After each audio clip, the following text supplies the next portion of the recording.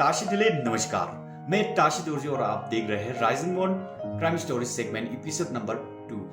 आंध्र प्रदेश से झकझोर देने वाली खबर। अरुणाचल प्रदेश के पिता की संदेहास्पद मौत। परिवार का आरोप, मेरी बहन के बॉयफ्रेंड ने रची हत्या की साजिश। एक लाचार पिता जो अपनी बेटी की मदद करने घर से निकला था, वो खुद ऐसी खौफनाक साजिश का शिकार हो जाएगा, ये किसी ने नहीं सोचा।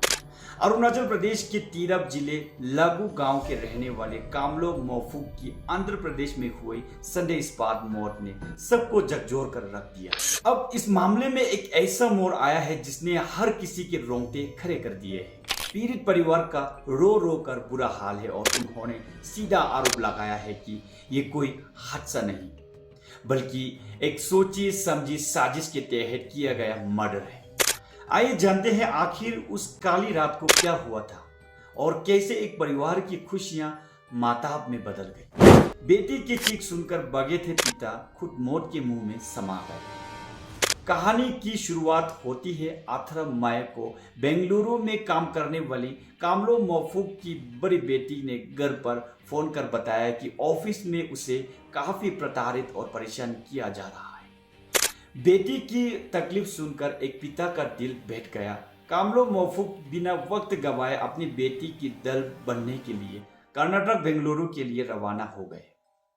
लेकिन रास्ते में आंध्र प्रदेश के पास उनकी जिंदगी का वो खौफनाक सफर शुरू हुआ, जिसका अंत बेहद दर्दनाक था। आखिरी फोन कॉल, मुझे रात भर पिटा गया, मेरी आंखें सूज चुकी हैं।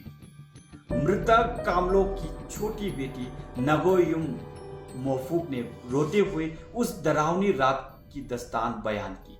नगोयुम के मुताबिक 18 मई को उनके पिता ने मां के फोन पर एक डिस्ट्रेस कॉल मदद की गुहार की थी। फोन पर पिता की आवाज कांप रही थी। कामलो ने रोते हुए परिवार को बताया, मुझे रात भर बेरहमी से पिटा गया, मुझ पर जुर्म ढाया गया। आसाम के जिले के रहने वाले मोहम्मद अमीर अली, जो कामलो की एक बेटी का बॉयफ्रेंड बताया जा रहा है, ने मुझे घेरा। उसने पहले मोबाइल पर मेरी बेटी की तस्वीरें और वीडियो दिखाकर मेरी पहचान पक्की की और फिर मुझ पर टूट पड़ा। मार मार कर मेरी आंखें बुरी तरह सुजा दी है।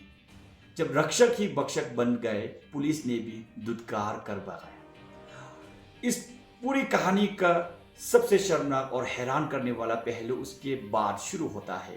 पीड़ित पिता ने किसी तरह हिम्मत जुटाई और अमीर अली के चंगुल से भागकर आंध्र प्रदेश के स्थानीय पुलिस स्टेशन पहुंचे।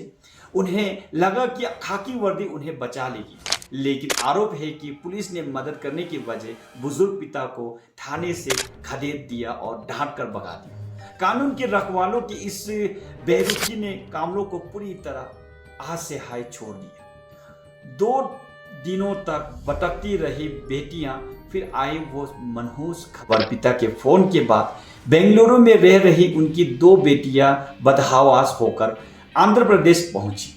2 दिनों तक 18 से 20 मई दोनों बहनें भूखी प्यासी अपने पिता को हर गली हर चौराहे पर ढूंढती रही, लेकिन कामलों का कहीं पता नहीं चला।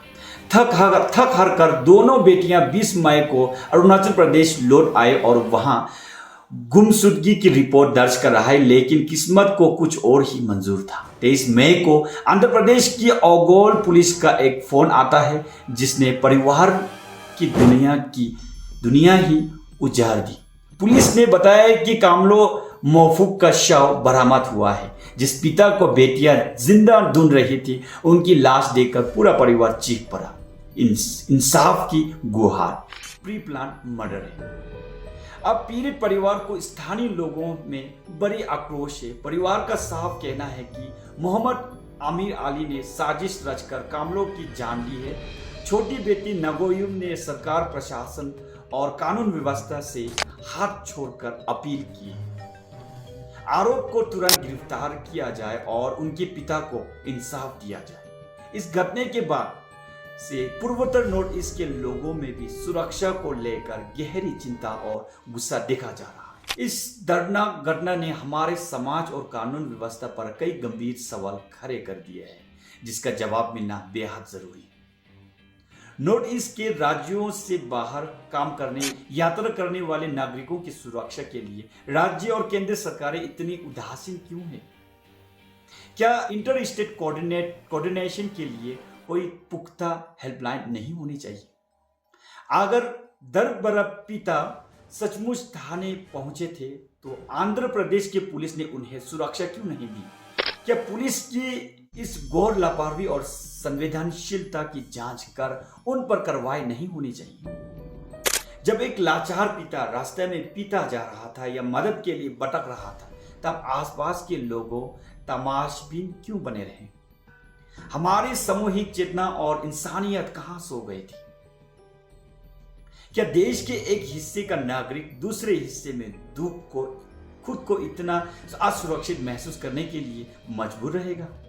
इस खौफ के माहौल को बदलने के लिए कड़े कदम कब उठाए जाएंगे?